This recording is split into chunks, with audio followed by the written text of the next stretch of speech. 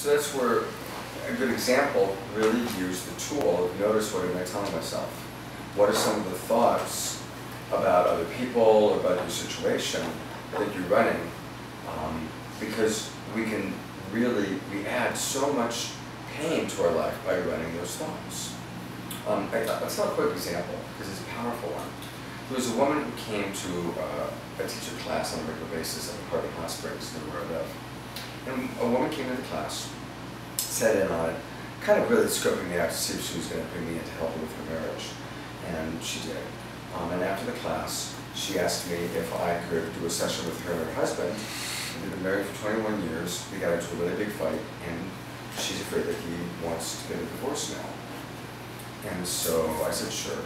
So I met with them on a Wednesday, and the big fight that they had been on the Friday before that, so it had been 5 days from the time they had the big fight. And the husband comes into my office with her, the two of them, and he's really confused as to why he's there, but he's agreed to come with her because she said, I think we really need to meet this guy, I think he can help us. So we get talking, and she says, well, I want us to meet with Scott because I really don't want to get divorced. And this is what his face says, divorced? Why would we be getting divorced? She goes, come on, what happened on Friday night? I said, well, we had a fight. She said, yeah, but it's what you called me. I said, what did I call you? Well, what happened, in part of my language, but I'm assuming you've heard the word before, is he got angry and he called her a fucking bitch. And it was the first time in 21 years that had happened, that he had used those words. And it was very devastating to her.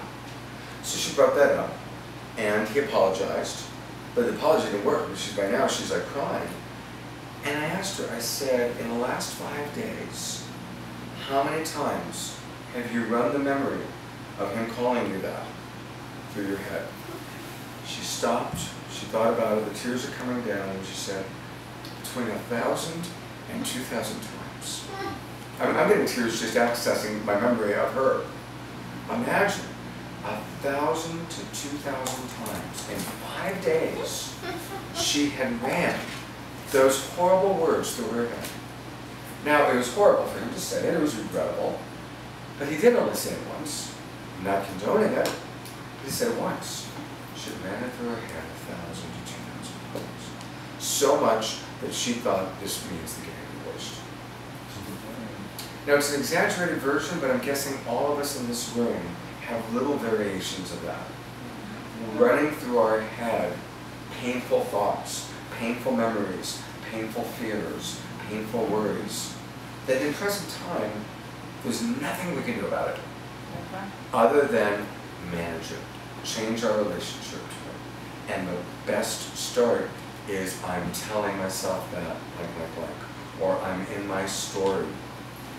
And if she had started, she had that tool, she wouldn't have ran it 2,000 times. She would pretty quickly recognize this is a story going on. And with our stories, when we say I'm in my story that, it doesn't mean that it's a fiction. There's some truth to it.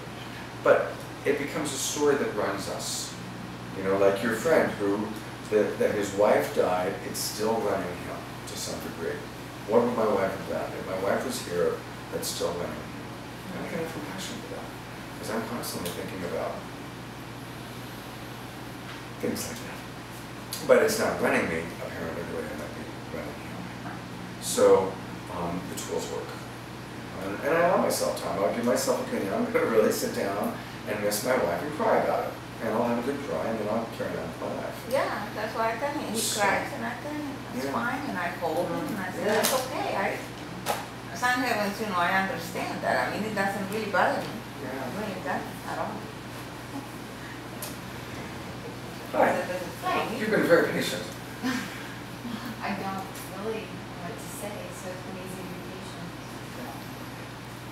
What's your name?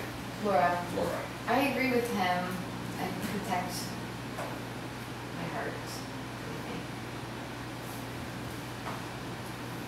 So. And is there a particular person or set of circumstances in which you protect your heart?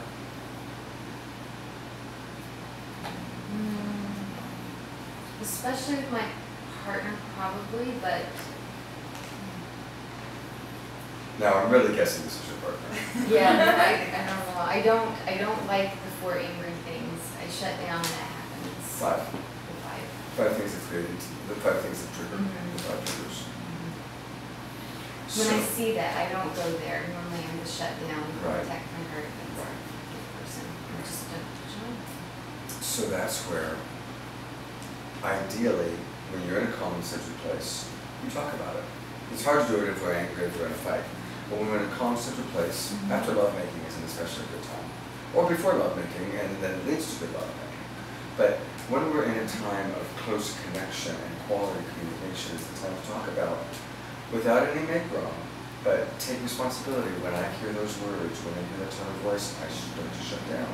I do shut down.